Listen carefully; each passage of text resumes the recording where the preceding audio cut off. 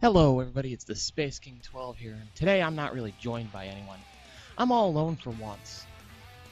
I'm all alone for once to discuss something of grave importance to Nintendo and the fan community that surrounds it.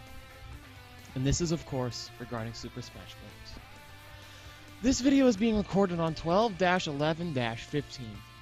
In 4 days from this video's recording date, the world will have been shattered and born anew, and Smash will be changed once more, forever.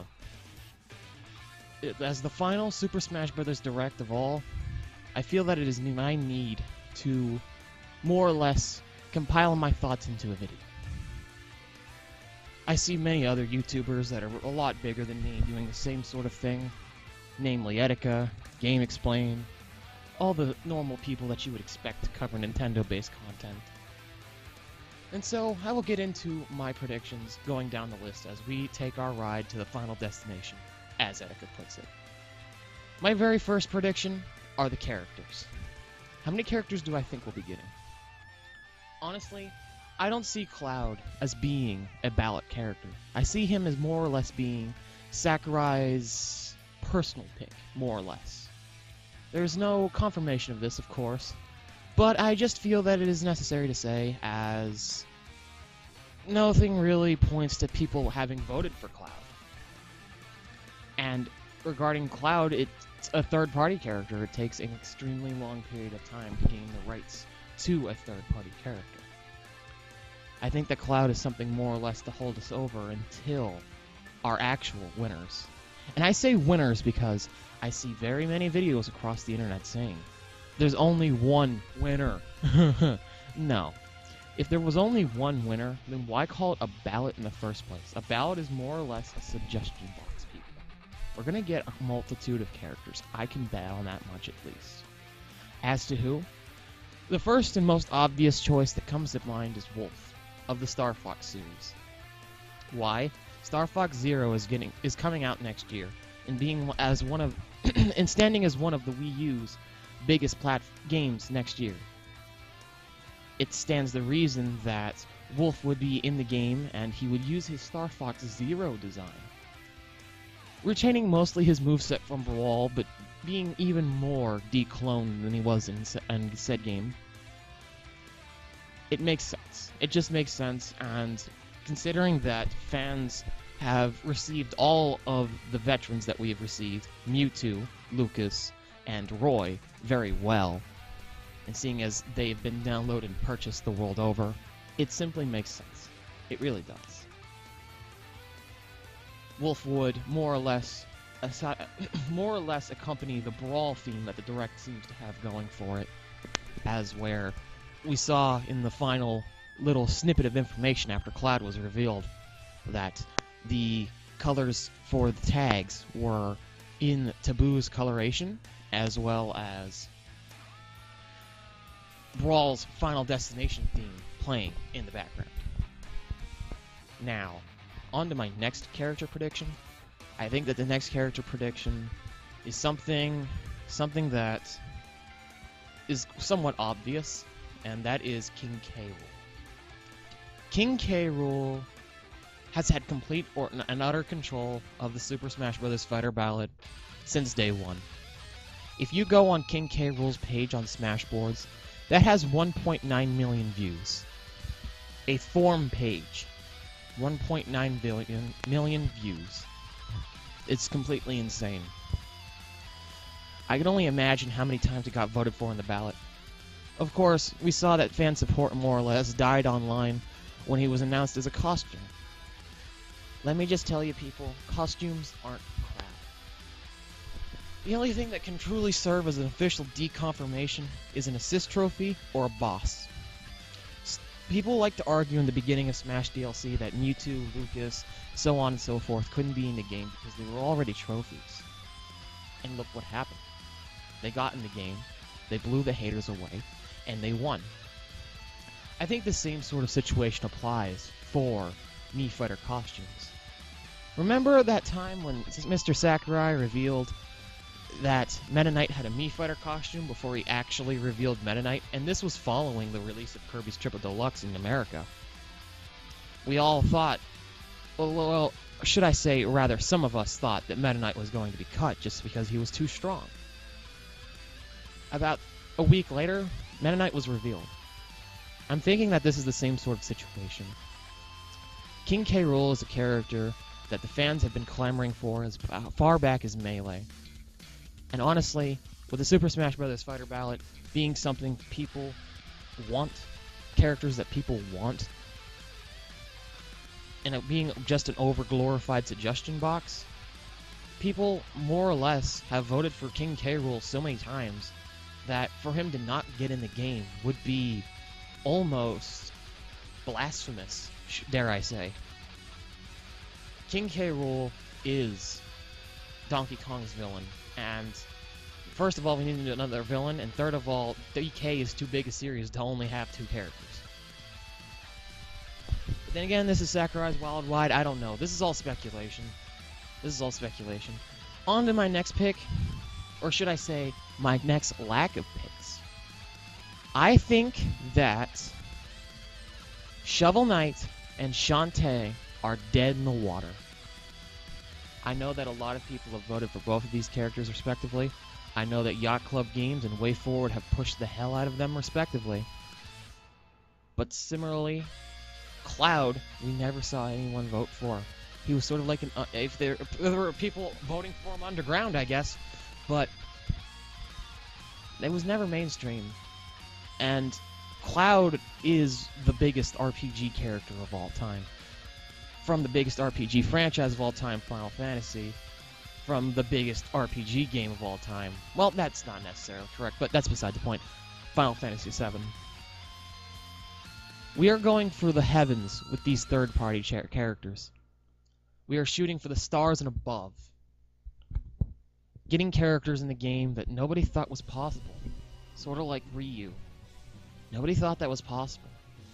Something that everybody could have... like the sort of thing that you didn't know you want. Sort of like Cloud. And that's why I don't think that Shovel Knight or Shantae will be in the game. I just don't think that they're iconic enough. I don't think that they have what it takes. Now, don't get me wrong. Shovel Knight, Shantae, both of them come from amazing series. Amazing franchises. That will continue to be loved and beloved and treated with respect the world over by their respective fan bases. But Shantae has only been around for about 15 years, and Shovel Knight's only 2 years old. And on top of that, neither of them are anywhere near as iconic as Mario, Sonic, Mega Man, Pac-Man, Ryu, and Cloud. None of them. And that's the sad truth. And the same sort of argument that I present goes for Inkling as well. Rather, I'm using a different sort of argument against Inklings. I think that the Inklings can't be in the game on the grounds that Nintendo more or less wants them to stand on their own 2 feet. We've sold 2,500,000 copies of this game on Wii U, no less. That's at a very, very high attach rate. That means that roughly, very, very roughly, might I say, 1 in every 4.5 Wii U owners have that game. And it's going to continue to sell. I could honestly say that it'll sell 5 million lifetime, like Mario Kart 8 did. But I think that they honestly deserve a shot at standing on their own legs. Putting them in Smash this soon would more or less steal the glory from them. The chance for them to become their own iconic level IP and join the battle triumphantly next generation. It would steal the glory. I think an Inkopolis stage would be fine, but that's more or less beside the point. Now, I've said 3 characters that I don't think will be in. I said 2 characters that I do think will be in. I think that we'll get 4 characters. And the next 2? Well, the next one is my personal pick. The character that I want in more than anyone else on my list. And this character is Isaac of the Golden Sun series. We all remember back to the days of Melee in which Roy was included as nothing more than advertisement. He was put in Melee 6 months in advance to his actual appearance in a video game. I honestly am of the variety that thinks that should have happened to Isaac as well. Golden Sun 1 launched in 2001 or 2002, one of the two. And if he were to have been included in Melee, Golden Sun would be one of the greats by now. It would be essentially a staple franchise. We could have had Isaac, Felix, Garrett, and other characters by now. We really could have. Maybe it's best that glory went to Fire Emblem, but I don't know. Isaac was put in Brawl as an assist trophy, but that assist trophy is absent from this game. In addition to that, he had 2 songs in Brawl, but there's only 1 song in this game. And it's a remix.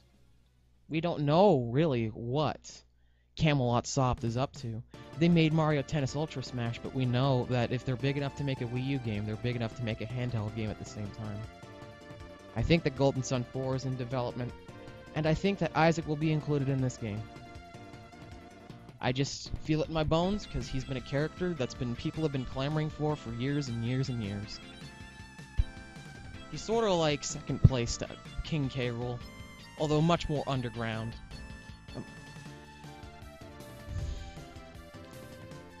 I just love the Golden Sun series to death, and if I had my own personal pick, like if I got to decide who was being in the game, Isaac would be my pick.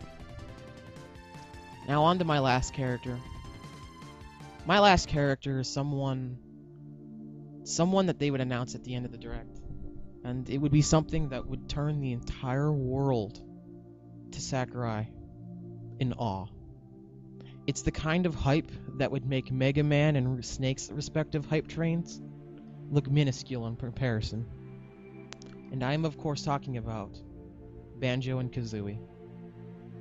Banjo and Kazooie are the characters that were more or less wrongfully taken away of the honor of Super Smash Bros.